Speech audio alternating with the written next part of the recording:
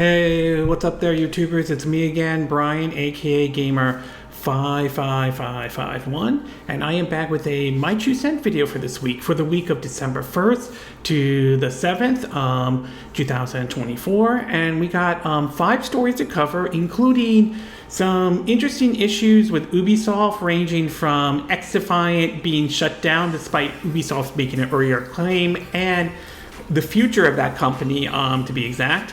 We are also a comment made by one of the Sony CEOs, boss Hermen Hurst, who made an interesting comment in regards of AI in general.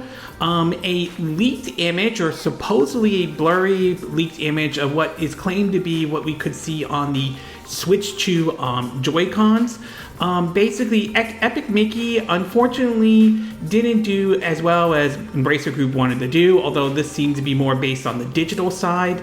And what apparently could be a Horizon Zero Dawn knockoff has been announced, and interestingly enough, it's also coming to the PS5 and all. And if you're interested in where I got the source of this information, links will be in the description of this video, assuming you're watching this on YouTube. And if there's any part of the video you wish to skip to, timestamps will also be in the description of this video, and also at the beginning of this video if there's a certain part you want to skip to and all. But before we get started, I like to do what I like to call the quick My 2 Cents, stories that kind of caught my attention, but I'm not going to go into a huge amount of details and everything like that.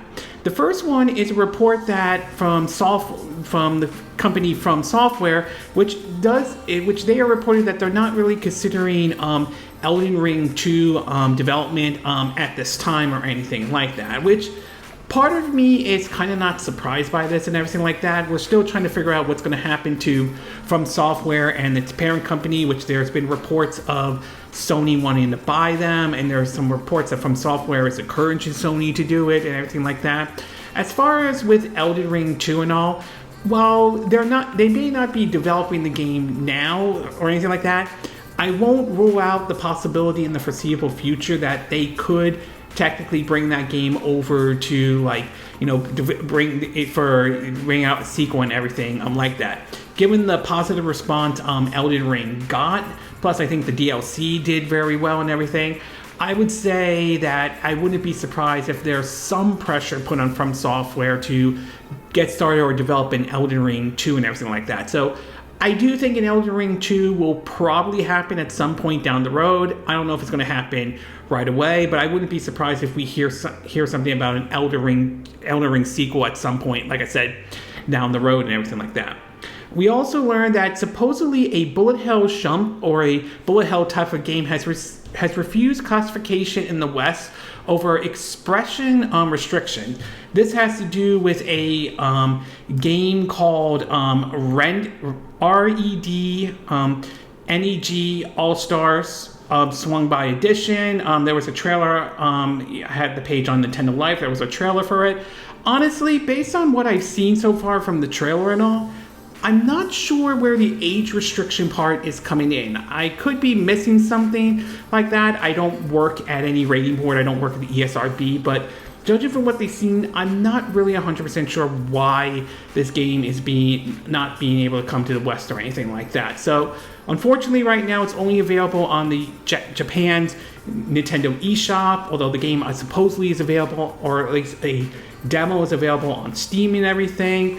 Supposedly, if you're able to access the Japanese eShop, I'm sure you can be able to download the game and anything like that. And who knows, maybe a physical version will happen. Maybe PlayAsia will put out a physical version. But for now, it does seem to be indicating that this game will not be making its way over to the West. There was also another game that I think also got refused to be sold in Australia and everything like that. So it just seems a little weird and everything like that.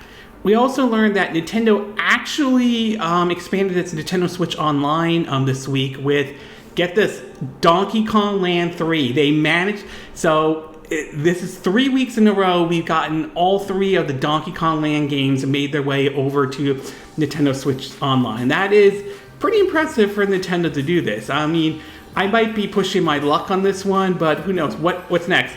Next week, Donkey Kong 64, is that going to happen? I mean, I don't know if it will, but that would be interesting if it does technically happen and everything like that. So it does make me kind of wonder with this whole push with, the Donkey Kong Land games, along with, Donkey Kong Country Return coming in January 2025 for the Nintendo Switch. I do wonder if there are plans maybe for maybe a new Donkey Kong game, maybe an actual building up for maybe Donkey Kong getting his own movie. I mean, who knows? But in either case, though, we are basically getting Donkey Kong Land 3 for the Nintendo Switch Online and everything.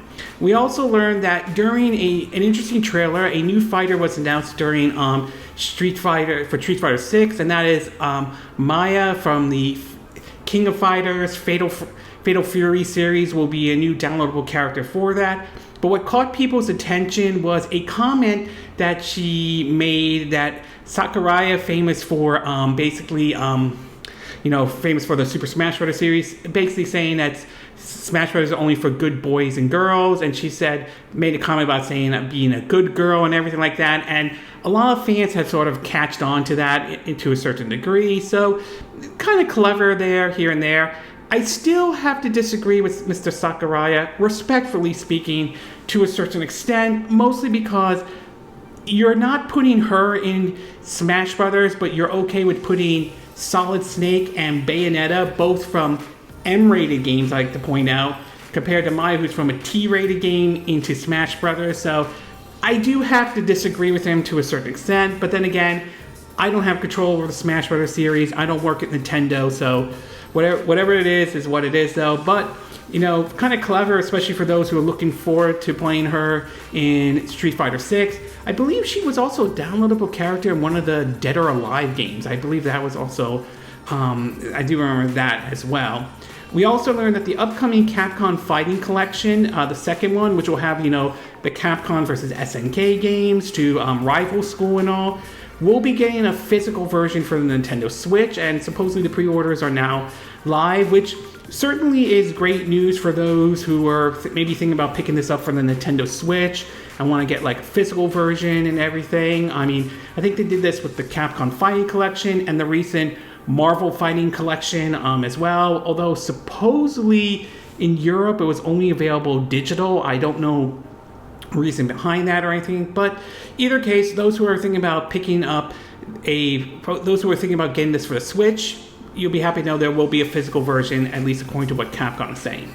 We also learned that Andy from Video Game Chronicles has put out an interesting rumor expecting that a big Game Awards, saying like fire up the hype train, like there's going to be a big announcement though. Now, you could read that in any way possible. It could be a big announcement, it could be a small announcement, it could be, a shot in the dark. Switch 2 is actually revealed at the Video Game Awards. I personally, I think that's unlikely, but who knows, to be exact though. So we'll have to wait and see when the Game Awards happen to see if he is right or not though. But either way, while it is possible it could be something big, I still would advise folks to keep their expectations in check, just in case it doesn't turn out to be as big of a hype as many people would have thought it would be.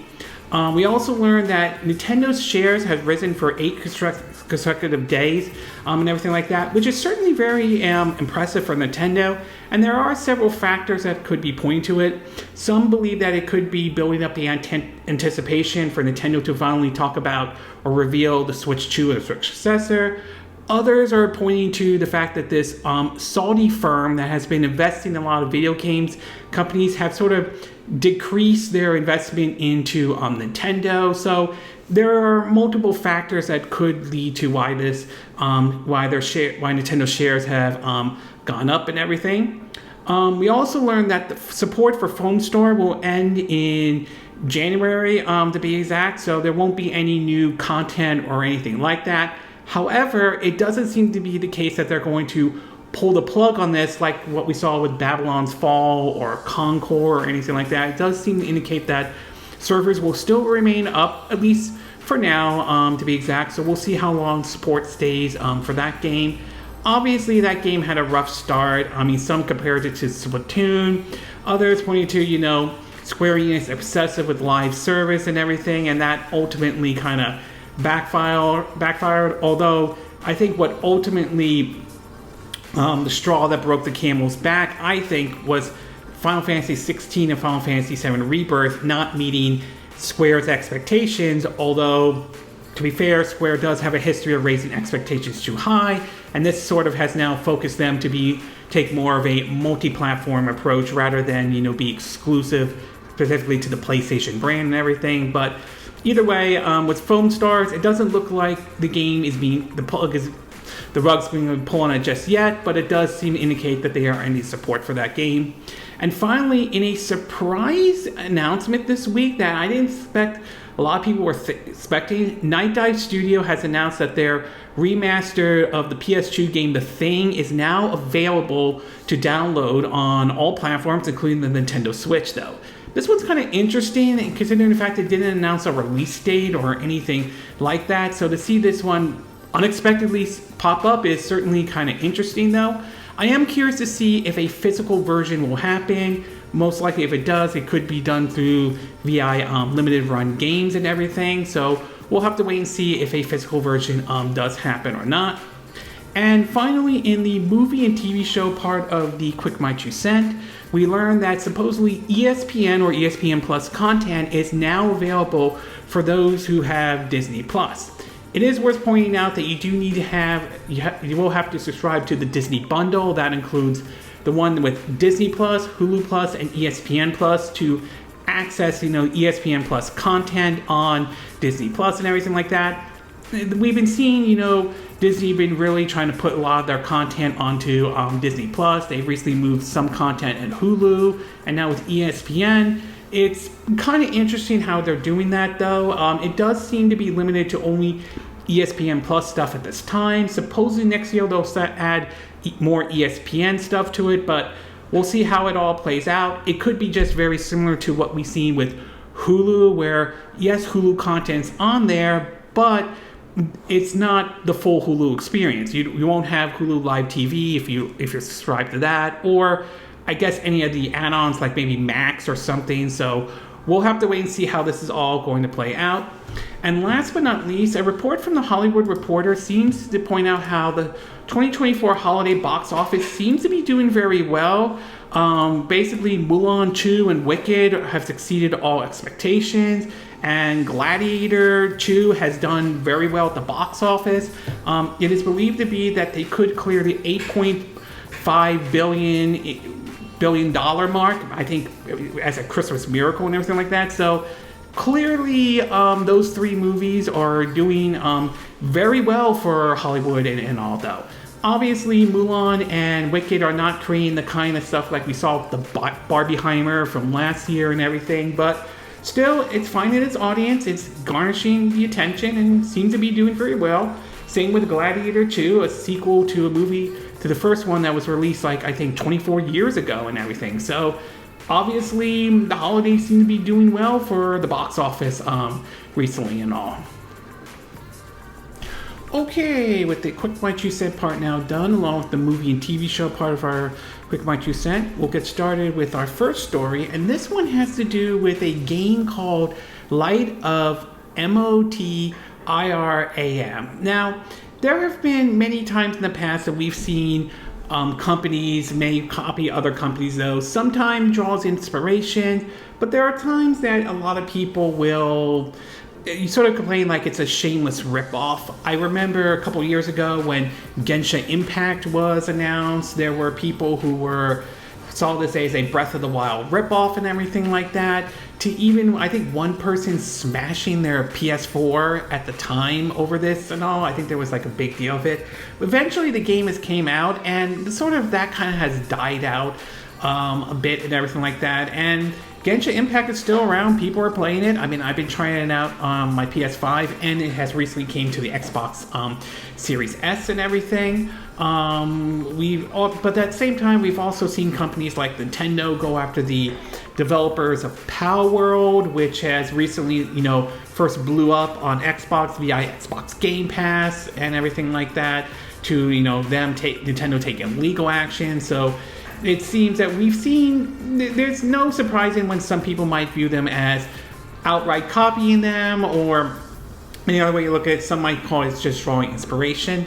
This game, however, when it was first revealed, it turned out to be that basically a lot of people were calling this a Horizon Zero Dawn ripoff. And I think when you look at the gameplay and you look at the reveal trailer, it pretty much is and everything like that, though. The game is from Tencent, the Chinese developer or investing firm that has invested in a lot of gaming companies and everything like that. The game is supposedly a free-to-play game that shares similarities to Palworld and Horizon Zero Dawn. The game is expected, it's going to be available on ISO, Android, and PC via Steam and Epic Game Stores. No word on basically for it coming to Xbox Series X and S, but it may come to it as well at some point. But the most interesting part of this is now it's been confirmed that it's going to be coming to the PS5. Yes, what many have dubbed a Horizon Zero Dawn ripoff is coming to the PS5. It was announced that basically it was coming with also the mobile devices and everything. So some of this article is from Dexter and Push Square and everything like that, though. It shows the authentic and visuals and overall direction mimicking Horizon and everything like that. Some are calling it Horizon meets Destiny. Some are saying the combat's similar to Monster Hunter, and all to others think of it kind of like maybe Evolve or Arc. I think that's the game I was looking for, though. So the idea of this coming to the PS5 is very, very interesting indeed, though, considering sounds like the complete opposite of the kind of situation we're seeing with Nintendo and Palworld and all. And obviously when you look at this does give the impression that this is a Horizon Zero Dawn ripoff at all. Whether this game becomes a success or not remains to be seen. It might find the success that Genshin Impact did, or it may end up being a flop or anything like that, and Tencent eventually pulls the plug on it, like we've seen with other failed live services or free-to-play type of games. So we'll have to wait and see how this one plays out, though. But overall, there's no denying that this game, Light of Motiram, is the art style and some of the characters and some of the mechanics, or some of the stuff, though, definitely looks like a ripoff for Horizon Zero Dawn. However, despite that, it's not stopping the game from coming to the PS5, and it doesn't seem to be Sony isn't taking any action against the developers, at least for now, that is. Okay, we're going to take a quick break, and when we get back, we'll get to part 2, and this one has to do with Epic Mickey and how sales-wise it may have not done well, at least on the digital side or anything like that. So we'll take a quick break, and we will be right back.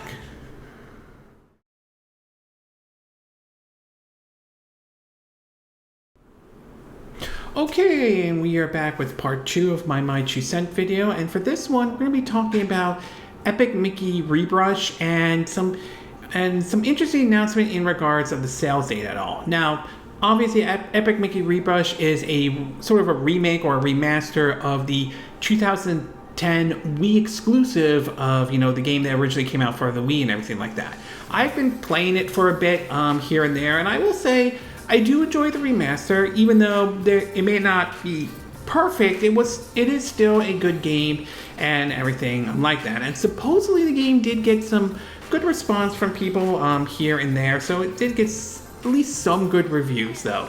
But as far as sales-wise, we don't know 100% for certain, though. But if what THQ Nordic and Embracer Group is basically saying, it does seem to indicate, at least on the digital side, it doesn't seem the game did as well as they had hoped for, though. In an article from Nintendo Life, they do point out basically some fixes and improvements that the game has gotten in its version 1.04 that was just released on November 27th, 2024.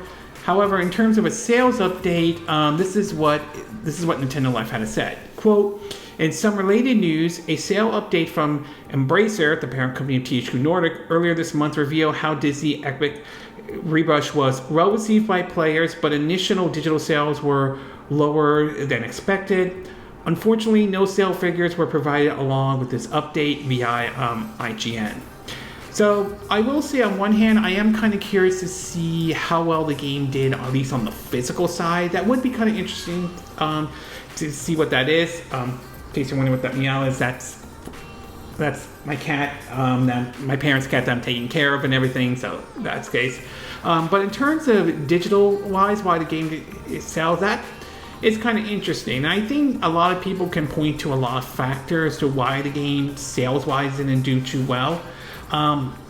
One factor, and I've kind of heard this one before, and I kind of can see why that could be the case, was their decision to charge $60 for this, though. And some people felt like this game should not have been charged $60, that they should have maybe like $30 or something lower than $60 and all. And to an extent, I kind of agree in everything like that. I do think maybe $60 was not the right price tag for this game. I mean, compare that to, say, SpongeBob SquarePants Rehydrated, if I'm saying the name correctly. That one, A Battle for Bikini Bottom Rehydrated. That one supposedly did very well, and that one supposedly, like I said, did very well for THQ Nordic and Purple Lamp, the developers of that game. So, I mean, again, you could look at a lot of reasons, though. I do think it is a bit unfortunate, though, because I would have loved to see them maybe do a remaster or remake of Epic Mickey 2, The Power of 2,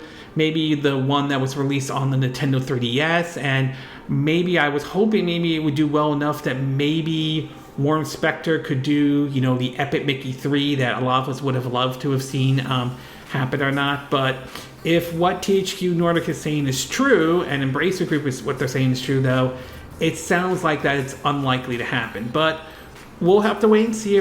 Time will tell if they change their minds or not, and we'll have to wait and see if a remaster of Epic Mickey 2 does happen or not. So overall, though, great that the game was loved by players, and certainly, to be exact, but if what they're saying is correct about the sales numbers, at least on the digital side, it is a little bit unfortunate, though. And like I said, there's a lot, you could point to a lot of reasons why the game didn't sell, why sales did sell well, and I think a lot could point to the $60 price tag and everything. Okay, we're going to take a quick break, and when we get back, we'll get to part 3, and this one has to do with a supposed image coming out of what could be the Switch 2 Joy-Con. So we'll take a quick break, and we will be right back.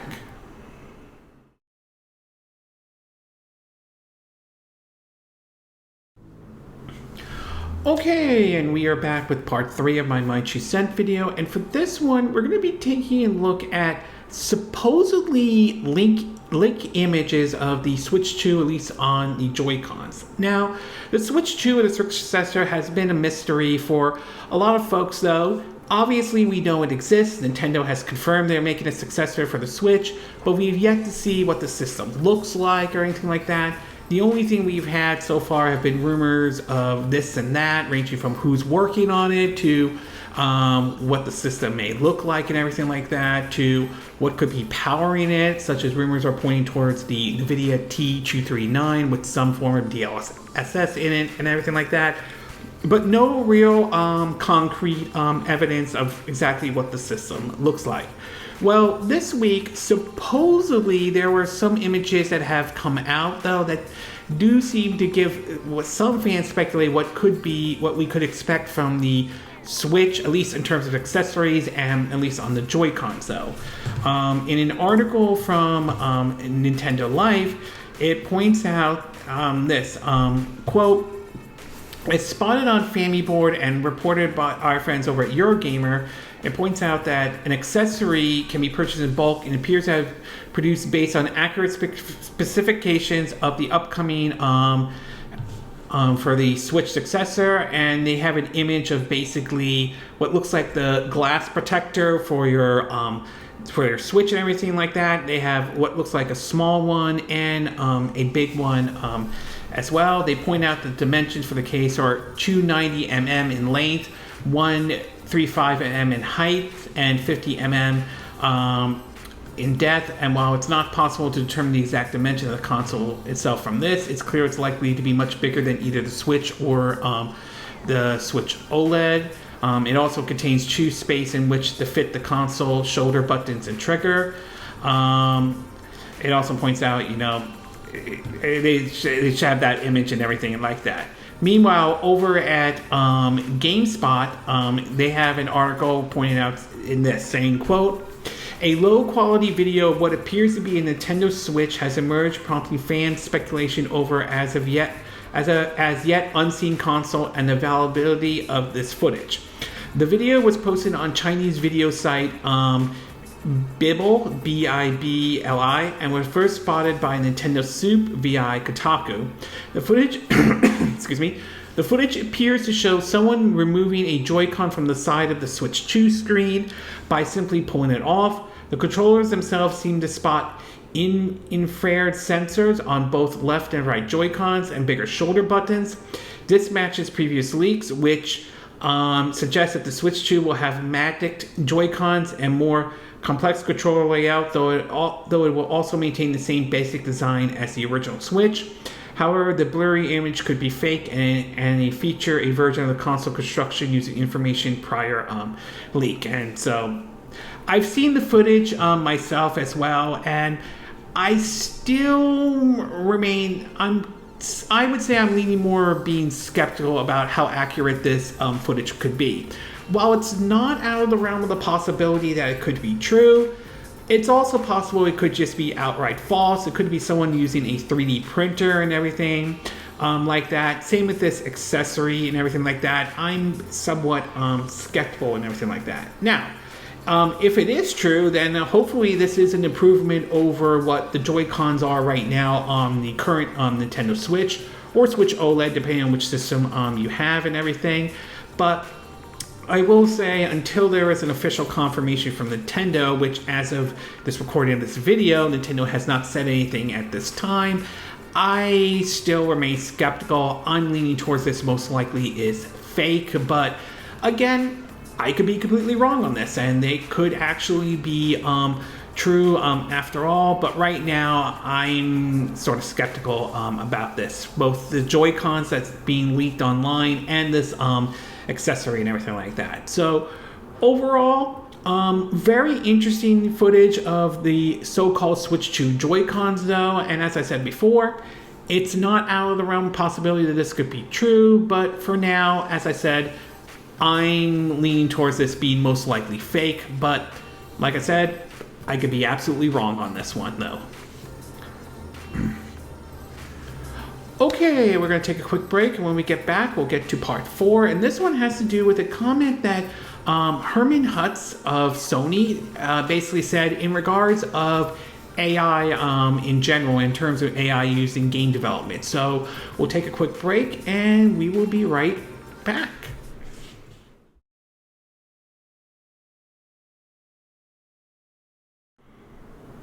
Okay, and we are back with part 4 of my 2 cent video, and for this one, I'm going to be talking about a comment made by one of the Sony CEOs, Hermen Hurst, in regards to AI. Now, AI I kind of view as a double-edged sword, this new technology and everything like that.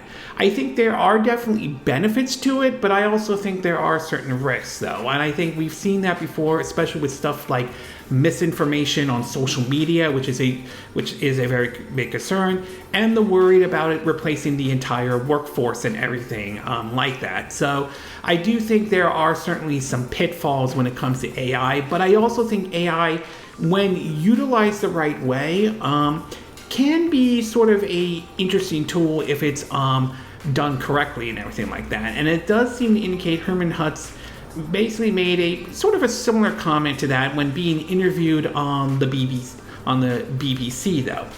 From an article from Push Square, it reads that talking primarily looking after the platform's holder software business, said that AI could revolutionize gaming, but it will never replace the human touch of game development. I suspect there will be a dual demand of gaming, one for AI-driven innovation experience and another for handcraft, thoughtful content, Hurst said. Striking the right balance between leveraging AI and preserving the human touch will be critical, he adds. Various leaders in the industry have passed comments on the implement of AI within the production of games.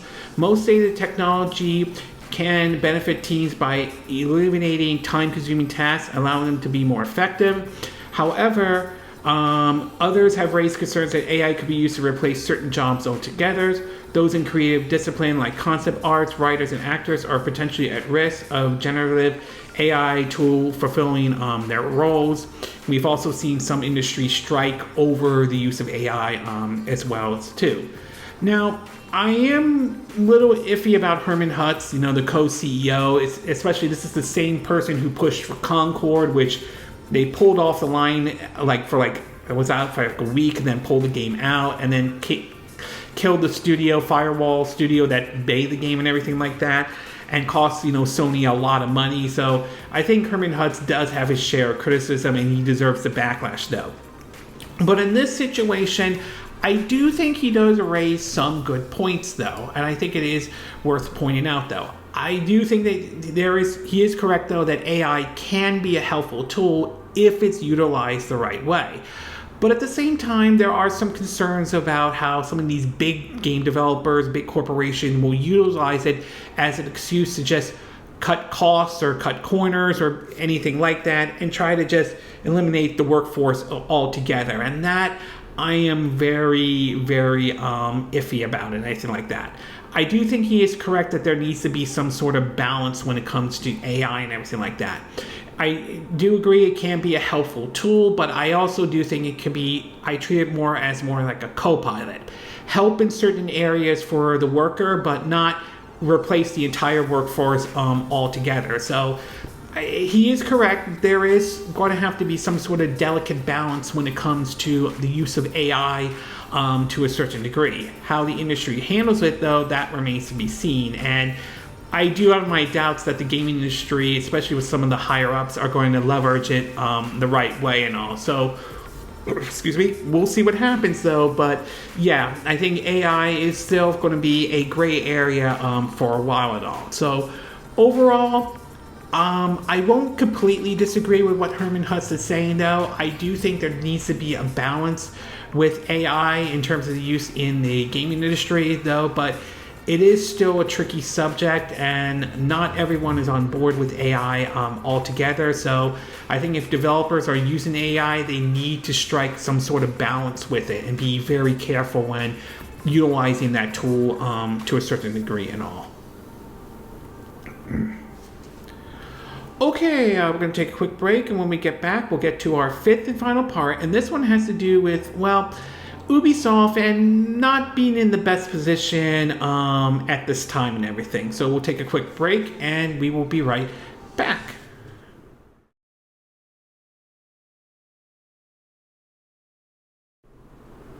Okay, and we are back with our fifth and final part of our My 2 Cent video, and for this one, we're going to be taking a look at Ubisoft. Now, Ubisoft has sort of had somewhat of a rough year, to be exact, though. And while they can produce some good games out there, like Prince of Persia: The Lost Crown, Mario plus Rabbids Sparks of Hope, or Kingdom Battle, or, publish, South Park: Stick of Truth, or Fracture But Whole, the company itself has had, let's just say, questionable decisions made for some of their games, ranging from making every game open world. We're always relying on DRM, pushing the live service, although they're not the only company that has done that. And I think it looks like a lot of these bad decisions have really come back and, well, let's just say, bite them in the ass big time, though. One example is, of course, Star Wars Outlaw, which did not sell as well as Ubisoft had hoped for. The situation ultimately basically made them decide to delay Assassin's Creed Shadow, originally scheduled for this year, but being pushed into February. and so forth. And unfortunately, it looks like more bad news are coming from Ubisoft, in which their game X Defiant, a free-to-play or an always-online type of game, is unfortunately shutting down, which is leading to layoffs and shutdowns of studios in San Francisco and Osaka, Japan, and all. And an article from Push Square, it reads that, quote, Ubisoft has confirmed its online first-person shooter X Defiant will be shutting down, and it isn't accepting any new players with immediate effort. Anyone who played the game before today, December 3rd, 2024, will continue to receive access until June 3rd, 2025, at which point the servers will be taken offline. A third season of content will still launch for those still active in the game, though no content will be purchasable anymore in the in-game store. The publisher is offering refunds to players who bought the Ultimate Founders Pack and other bundles like Gold Pack and Starter Pack DLC. Those who bought the Virtual Currency Pack will also get their money back. Refunds will be processed through, in this case, the PS5 version, the PS Store for PS5 players, and more information. They have a link here. There won't be any offline mode for X Defiant available once the servers are taken down, so the game will cease to exist. They also point out that it's reported the result of the shutdown of Ubisoft San Francisco and Ubisoft Osaka will be closed. Up to 277 people will lose their job, and half of the current X Defiant team will move to work on other projects. Meanwhile, it does seem to indicate that there is now a push for the possibility of Tencent, which is reportedly want a greater say over Ubisoft's investments at discussions continuing, though. And it's reported that Tencent and Ubisoft were reportedly discussing a potential deal to take the company private, though. This is from Video Game Chronicles. It's saying a new Reuters report published on Friday now claims that Ubisoft shareholders are considering how to structure a possible buyout of the company without reducing the Guillemento, if I'm saying the name correctly, family control. Okay, let me fix that. All right, there we go. Anyway, continuing on, Tencent is claimed to be undecided over whether to participate in the buyout and increase its stake in the company, reportedly because it has asked for a greater say on future board decision. According to Reuters, discussions between the two are ongoing as Tencent also want to prevent any potential hostile takeover of Ubisoft by other investors. We remain committed into making a decision in the best interest of all of our stakeholders, a spokesperson for Ubisoft said. In this content, as we have already indicated, the company is also reviewing all of its strategic options and everything like that. They point out it had September, Ubisoft's share price dropped to the lowest point in nearly 11 years and everything like that. So, yeah, 2024 was not a great year for Ubisoft for plenty of reasons, and a lot of people would point to some of the questionable decisions Ubisoft has made, and quite frankly, in a way, they kind of dug themselves into this kind of situation. Now, whether going private or having Tencent have more of a stake in Ubisoft will help the situation or not, that remains to be seen. It might, or it may not have any, or it may make situations worse than it already is right now. So we'll have to wait and see. As for X Defiant, I do feel sorry for a lot of the folks who worked on this project, though. Maybe they believed in it or something like that, but it is really unfortunate that these employees are being laid off and everything like that. I hope they can find another job out there and everything like that, but we've been seeing a lot of massive layoffs in the gaming industry, a lot, though, and it does raise questions about some of the higher-ups decision making that has led to these kinds of situations. And we've also seen another example of them maybe having every game always online or doing a live service or anything like that. Maybe you don't want to, maybe not every game deserves that and everything like that. And there's also been some creative, questionable decisions, especially with, how Star Wars Outlaw was handled, although that game is recently got a major overhaul, to, Assassin's Creed Shadow, including some of the historical decision, although, for the record, I would stop short in buying the whole woke, DEI, SJW, idiotic comments that some, particularly the far right, are pushing, at least with that game and all. But Yeah, it's clear Ubisoft has had some rough times. We'll see if they can recover from this, though. But yeah, we'll have to wait and see. Though it's not looking good, and we still have to wait to see if Beyond Good and Evil 2 is actually going to happen. Supposedly it still is, but time will ultimately tell, though. So overall, not great news for Ubisoft. I do feel sorry for the employees that are being left laid off and everything like that. And whether this takeover or having Tencent having more stake in that company will help or hinder Ubisoft, that remains to be seen, as I said, at this time and all. Okay, this concludes this My 2 Cent video for this week. And again, these are my opinion. What are yours? What are your thoughts about this Horizon Zero Dawn ripoff or knockoff game, to be exact, though? Do you think it's okay? Do you think it was right for Sony to allow this game on the PS5?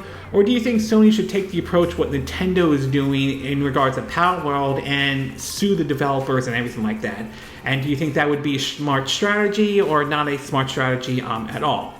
What are your thoughts about Epic Mickey, Rebrush, and supposedly the digital sales being lower than expected, though? Do you think that Embracer Group and THQ Nordic made the mistake of maybe charging this game $60? Do you think it should have been lower?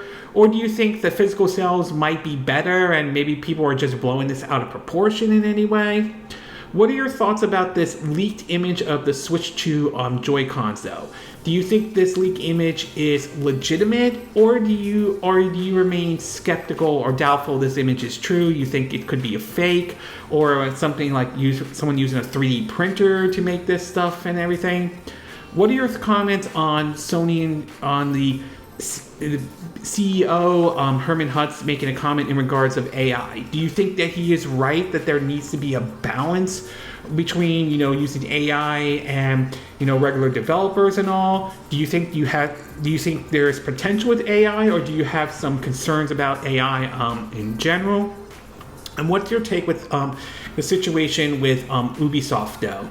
Were you shocked or not shocked to see XDefiant get shut down, though? Do you think there needs to be an overhaul in leadership at Ubisoft and everything like that? Do you think Tencent having a more stake in Ubisoft will help that company, or do you think it will make matters worse and everything like that? Do you think Ubisoft needs to lay off on, excuse me, making almost every game they do a live service or always online or DRM and everything like that? Do you agree with what I said in this video? Do you disagree? Do you have a difference of opinion? As always, sound off on the comment section below. Let me know what you think. And if you do like this video, I hope you hit the like button. I would appreciate it. And I hope you do subscribe to my YouTube channel. If you do, make sure you hit the bell icon for notifications of any new videos I put up. Also, feel free to share this video if you want to, and feel free to donate to my channel if you like. You can do it through PayPal Me, Patreon, or Steam Labs. Links will be in the description of this video, assuming you're watching this on YouTube. And I will see you again next time when I do another video. Hopefully that'll be soon. Until then, from Southern California, I wish you all a good day then. Bye!